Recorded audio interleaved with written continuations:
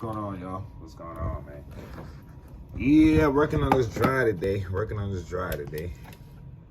Pretty dusty. So, I guess you wonder why your dry do not clean the same way. Or dry the same way as when you first buy it.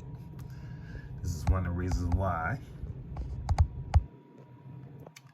Because it get lint build up in there.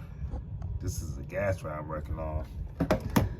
This is the cover piece that goes in the front of this that connects to the lint filter from the inside, and as you can see, a lot of dust built up in there, man. Something like that. Vacuum all this up, clean it up, pretty much get them back blowing like how you should, the exhaust to the outside like you should. But yeah, if you run into that problem, as your dry do not dry like how you used to, you're more likely that's your problem. Gotta clean it out from the inside and check your duct too.